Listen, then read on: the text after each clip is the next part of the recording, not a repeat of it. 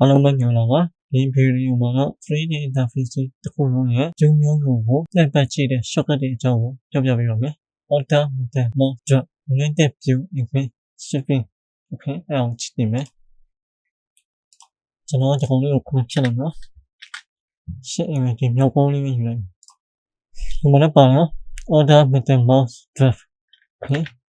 ကျွန်တော် shortcut ကနေခဏဖွင့်ထားမယ်ဒီမှာကျွန်တော်ဘာမှမတဲ့ဒီမှာမြင်ရနေမှာOrder Method Mode ဒါကလည်း Flow View ဖြစ်တော့ဒါကလည်း Flow View ကိုကြည့်လိုက်ဒီ shortcut တွေပြောင်းရတယ်လေကျွန်တော် model လေးတင်ခေါက်တဲ့အချိန်မှာဒီ model ရဲ့ရှေ့ပိုင်းကိုပြင်မယ်ဆိုရင် Flow View ကိုတွားပြီးမှရှေ့ပိုင်းကိုပြင်တယ်နောက်ပိုင်းကိုပြင်ချင်တယ်ဆိုရင်နောက်ပိုင်းကိုတွားမယ်ဆိုရင် Order ဖြစ်မယ်ဒါဆိုရင်နောက်ပိုင်းဒါဆိုရင်ဘေးပိုင်းကိုညဘက်ချမ်းမှာနောက်ပိုင်းကိုပြင်မယ်နောက်ပိုင်းကို Order Method Mode ပြင်ပြီးတော့တွားလိုက်အဲ့ဆိုရင်ဘုံမျိုးညံမယ်အဲ့ဆိုရင်အပေါ်ပိုင်းနော်အဲ့ဆိုရင်အောက်ပိုင်းမှာ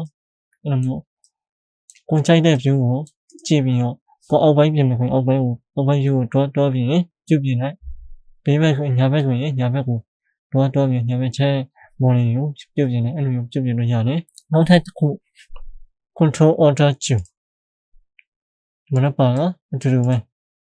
Control Order Q အဲ့ဒါကဘာလဲဆိုရင်ကျွန်တော်မြင်ကြည့်မယ် Control Order Q ဒါက Top View ဒါက Front View ဒီမှာရေးထားတယ် Top View ဒီမှာလဲ Front View Orthographic View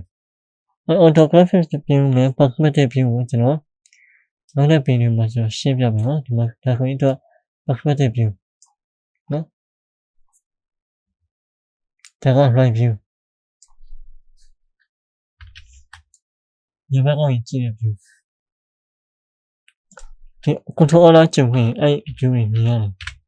အဲ့ဒါဘယ်အတွက်အသုံးဝင်လဲဆိုရင်ကျွန်တော် model တင်ခေါက်တဲ့ချိန်ကျရင်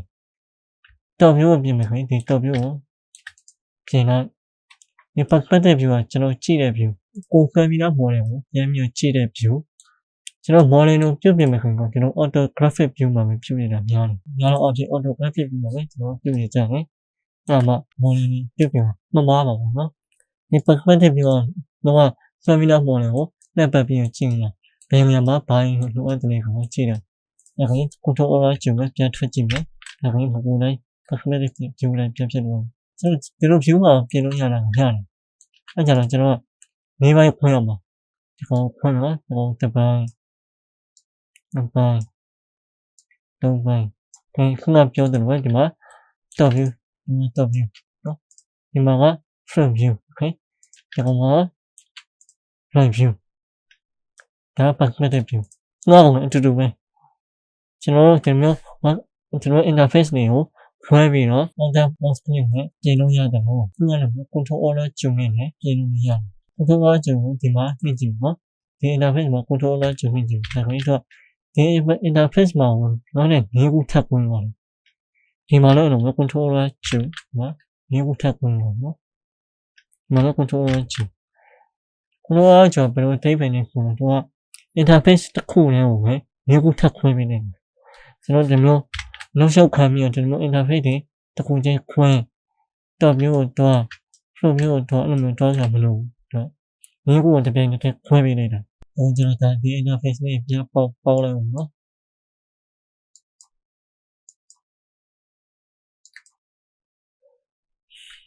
control order ကျပြန်ထွက်လိုက်ပြီနောက်ထပ်တစ်ခုကဒီကောင်လေးဒါလေးကဘာလေးလဲဆိုရင်ဒီပြမလို့ကိဖို့ကိုရှိတယ်အဲ့ဒီကတစ်ချက်ပြောင်းဒီကောင်လေးဒါလေးကိုပြော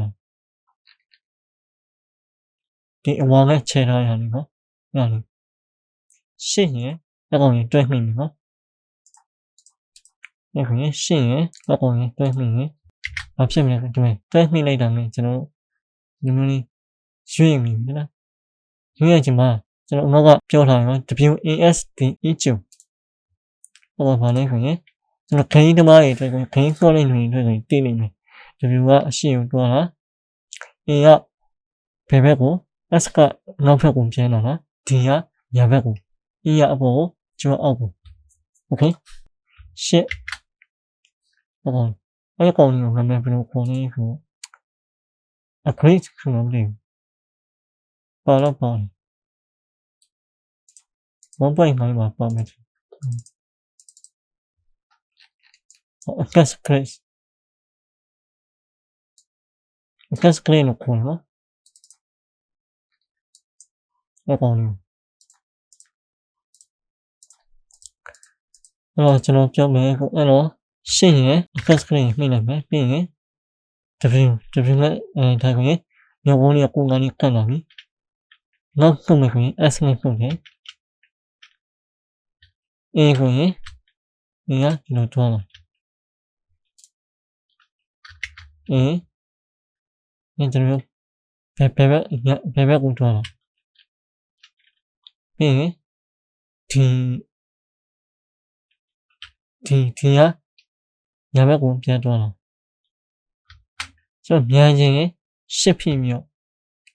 ရွှေ့မြန်တော့ကျွန်တော်ရှင်းရရွှေ့ရင်10ဖြစ်လိုက်ဒီမှာတော့မြန်လာပြီဒီမှာလည်းပါတယ်နော်1 okay notification first မြန်ခြင်းရင် WASD ဟိုမှာ10ဖြစ်မြောက်ရွှေ့ဒီကES ရှိတယ်ဒါ E ပေါ်ဒါဆိုရင်ကျူအောက်ကိုတွားလာโอเคရပြီဒါတော့ဆိုရင်ဒီကောင်လေးအသုံးပြုတတ်နေမှာလို့ညွှန်နေပါလေနောက်ထပ်တစ်ခုကဒီမှာ order pin ကဘာလဲဆိုရင်ဒီ model ကိုဖောက်ပြီးတော့ကြည့်တာကျွန်တော် model ခွဲထားတယ်တချို့နေရာနေကြရင်ကျွန်တော် model အတွင်းပိုင်းမှာဘာရှိတယ်ကိုကြည့်ကြည့်ရင် order pin နှိပ်ပြန်ကြည့်ရorder pin နှိပ်မယ်နှိပ်ဒီလိုမျိုးပေါ်လာတယ်လားဒီလိုမျိုးပေါ်လာရင်ဒီမှာနှစ်ကနစ်တစ်ခါနှိပ်မယ် order pin ဒီမှာနှစ်ကနစ်ဖိပြီးတော့ဆွဲတော့လောက်ဆွဲပြီးဒီကလေးကိုကြိုက်တဲ့နေရာရောက်ရင်လှစ်ချလိုက်ခင်ဗျားဆိုရင်ပြတ်တော့ဒီဘက်ချင်းကိုဒီဘက်ချက်ဖောက်နေတယ်ကိုဒီဘက်ချက်ကိုကြည့်ပြီးတော့ကလစ်ပေးပြီးတော့ကြည့်တာတော့ပြန်ပိတ်ချင်တယ်ဆိုရင် order pin ပဲပြန်ပြီးဒါဆိုရင်ပြတ်ပြောက်တော့ထပ်ပြမယ်နော် order pin ဒါဆိုရင်ဒီဘက်ချက်ကလစ်မိသွားရကောင်က